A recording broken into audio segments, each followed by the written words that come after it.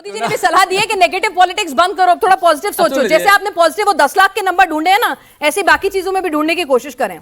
चुनाव आयोग पे कोई खामखा एलिगेशन नहीं लगा रहा है, तथ्य के साथ लगा रहा है। अगर कोई एक मॉडल आके देश के बाहर की मॉडल आकर के अपने देश में 22 वोट कर दे, ये सवाल नहीं हो सकता। अब सुन लीजिए, अब बोलने दो भाई, तो भाई जांच हो रही है ना। अब मेरी बात सुनिए, अब 6 अक्टूबर को जब चुनाव आयोग ने प्रेस कॉन्फ्रेंस किया तो उन्होंने बताया कि बिहार में जो वोटरों की संख्या है वो 7,43,55,976 वोट है।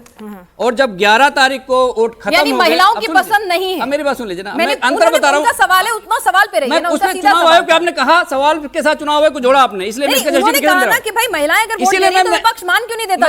मैं जस्टिफिकेशन देके उस पर आ जाऊंगा। मैं 11 तारीख को जो प्रेस कॉन्फ्रेंस हुआ, चुनाव आयोग ने जो डेटा रिलीज किया, उसने बताया कि 7,45,46,858, जिसमें से 1,70,000 फालतू वोट आ गए। अब उसके बाद एसआईआर फाइनल हो चुका था, लिस्ट फाइनल हो गई थी, रोल लिस्ट फाइनल हो गई थी, तो 1,70,000 जो फालतू वोट आए, एसआईआर का मुद्दा जो बड़े वाला सर है ना, वो जनता ने क्या नकार दिया? मैं ये भी सोचने की थोड़ी कोशिश कीजिए। कल अखिलेश जी का जो पहला रिएक्शन था वो भी उसी पर था।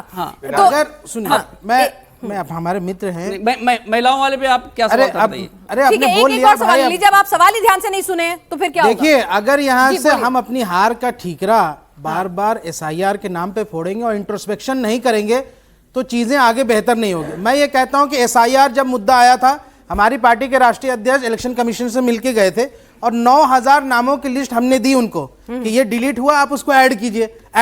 मेरे को बताइए, कांग्रेस के डेलीगेशन ने कौन सा नाम इलेक्शन कमीशन को दिया था जिससे इसमें वो ऐड हो सके? सवाल ये होता है कि किसी भी प्रॉब्लम का मंशा आरोप लगाना है या मंशा करेक्ट करना है, ये भी इंट्रोस्पेक्ट आप एसआईआर का विरोध बिहार में करते हैं और एसआईआर का समर्थन महाराष्ट्र में कर रहे हैं। में नहीं है, वो इनकी बात महाराष्ट्र में कर रहे हैं। इनकी बात एसआईआर का विरोध हमने भी किया, लेकिन हम इलेक्शन कमीशन से जाके मिले। सर, मेरा सवाल जेडीयू से है और बाकी सभी पार्टियों से भी है। जैसे अभी आपने महिला सशक्तिकरण की बात करी, तो ये जैसे आपने 10,000 रुपए वाला करा था, तो ये आपको चुनाव के टाइम पे ही क्यों याद आता है? और दूसरा सवाल मेरा समाजवादी पार्टी से है, जैसे महागठबंधन ने एआईएम को साथ में ना लेके गलती करी, आप यूपी में भी यही गलती करोगे या साथ में लोगे? यूपी में लोगों को साथ ले लोगे? कुछ गठबंधन बनेगा यूपी में या यही गलती दोहराओगे? नहीं, देखिए, गठबंधन के बारे में मैं आके आपको बताऊं, वो मेरी हैसियत नहीं है कि मैं टीवी पे आके बताऊं। गठबंधन इच्छा है आपकी, पर्सनल इच्छा है कि होना चाहिए? सबको साथ लेकर के हम चलेंगे। बगल वाले साहब को साथ ले लेंगे, आप जाएंगे साथ? यही सवाल। हाँ, जमाई साहब साथ जाएंगे? देखिए, राजनीति में या बड़े हो गए, अब फैसले जो है उस हिसाब से लिए जाते हैं। जब यूपी के चुनाव की बारी आएगी तो देखेंगे। लेकिन हाँ, जो लोग मुसलमानों को दरकिनार करते आए हैं, लीडरशिप से उसको पीछे करते आए हैं, उनका हिसाब जरूर होगा और ये तय करना पड़ेगा। देखिए, मैं चूंकि हमारे एनडीए के साथी जो यहाँ बैठे हैं, मैं इनसे कहूंगा, हमारी जिम्मेदारी थी सीमांचल के मुद्दे को सामने लाना। अब ये भी बताएं कि सीमांचल के डेवलपमेंट और सीमांचल डेवलपमेंट फंड के लिए आप क्या करेंगे, इसका भी कोई रोड मैप होना चाहिए। ठीक है, या फिर जो आपको जनता ने मैंडेट दिया है उसको कैसे जस्टिफाई करेंगे? ठीक है, उस पे बात करेंगे। सवाल जी, आपके पास सवाल है, जल्दी से। सर, एक डाउट मेरा भी, बहुत छोटा सा डाउट था कि जैसे बीच में जब गवर्नमेंट स्विच हो रही थी बार बार, तो एनडीए में बहुत सारे कॉन्ट्रैक्ट साइन हुए थे कि पहले पुल बन रहे थे। कुछ 17 दिनों के गैप में 12 पुल गिरे थे बिहार में। वो क्यों गिरे? लेकिन 1900 करोड़ तक के कॉन्ट्रैक्ट गए हैं, 1200 करोड़ उसके रिपेयर के। पुल क्यों गिरे? नहीं, लेकिन तो वो जनता का पैसा जा कहाँ रहा है एट द एंड? जब कुछ हो ही नहीं रहा तो ये पैसा घुमा के लेके दो प्रश्नों का जवाब दूंगा। मैं एक मिनट आप दीजिए, मैं 2 प्रश्नों का जवाब, मुश्किल सवाल भी होने चाहिए। बहुत छोटा जवाब दीजिएगा, सवाल ज्यादा लेने की इच्छा है हमारी। हाँ, इनका भी है चुनाव को लेकर। सर, मेरा सवाल ये है कि जैसे बिहार से इतना एस्पिरेंट निकलता है, इतने पेपर लीक होते हैं, और जैसे अभी इन लोगों ने कहा कि बीजेपी का एम है कि अच्छा इंफ्रास्ट्रक्चर होना चाहिए, आए दिन पुल गिरते हैं, ये सब होता है, पॉल्यूशन इतना ज़्यादा हो रहा है, फिर जो अभी ऑपोजिशन ने इतने सारे एलिगेशंस लगाए, उसके बाद भी 202 सीटें ले जाना। भाई, पुल तो गिरे हैं, तमंचे भी चले हैं, फिर कैसे जीत गए?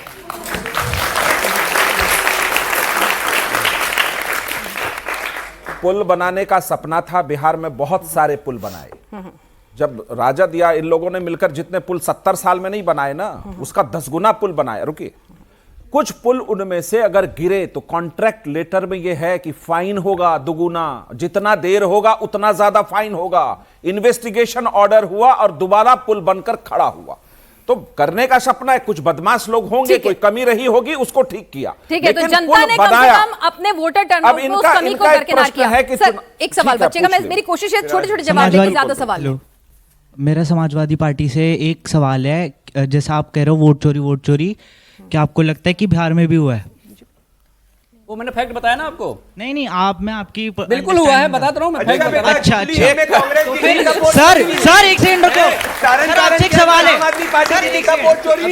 सर, आपको लगता है कि बिहार में भी हुआ है तो फिर जो मुझे लगता है इन लोगों के दिमाग में, एक मिनट रुकिए, अरे बच्चे का सवाल है भाई, आप क्या बोल रहे हैं? मेरे से जवाब चाहिए ना, आप बीच में क्यों बोल रहे हैं? हाँ तो सर जैसे मैं कह रहा हूँ कि अगर 6 अक्टूबर को इलेक्शन कमीशन कहता है कि हमारे पास अरे 7 सर, 6 करोड़ से आगे बढ़िए ना। 11 को कहता है कि 1 करोड़ 70 लाख बढ़ गए, ये कहाँ से आए?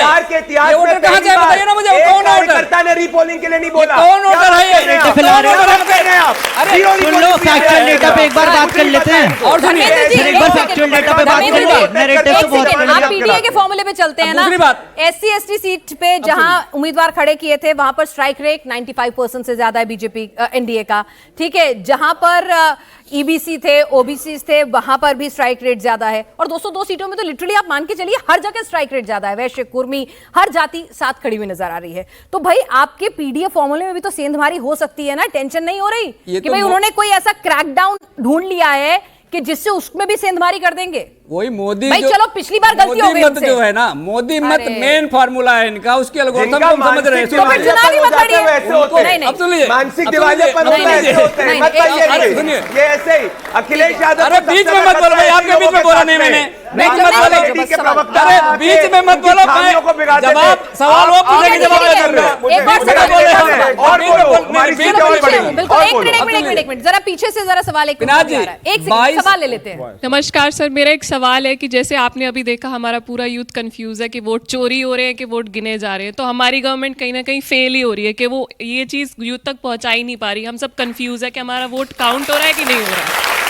प्रदीप जी, ये फेलियर है गवर्नमेंट का। सत्ता में आप हैं, इस कंफ्यूजन को बहुत ही क्लियर कट दूर करना होगा कि अगर ये नैरेटिव बन रहा है, यूथ कंफ्यूज हो रहा है, तो डाउट आना अच्छी बात नहीं है इस तरह के संस्थान। देखिए पिनाज जी, मेरा मानना यह है कि बिहार की जनता ने, युवाओं ने इतना मत डालकर और महिलाओं ने इतना मत डालकर रिकॉर्ड वोटिंग परसेंटेज बिहार के अंदर आजादी के बाद होकर, जिसमें 0 कंप्लेन, 0 रीपोलिंग होकर यह बता दिया कि बिहार में 0 कंफ्यूजन है। जब आप भी वोटिंग बूथ पे जाएंगी, आप भी ये पता चल जाएगा, आपको कोई कंफ्यूजन नहीं है। ये इनके पास काम धाम नहीं है, जनता की सेवा नहीं करते, सिर्फ कंफ्यूजन फैलाते, इसलिए इनकी दिक्कत। बहुत छोटी सी बात, बहुत छोटी एक लाइन की बात, मुझे ब्रेक लेना है। इंपॉर्टेंट है वोट चोरी पर ये जवाब देना।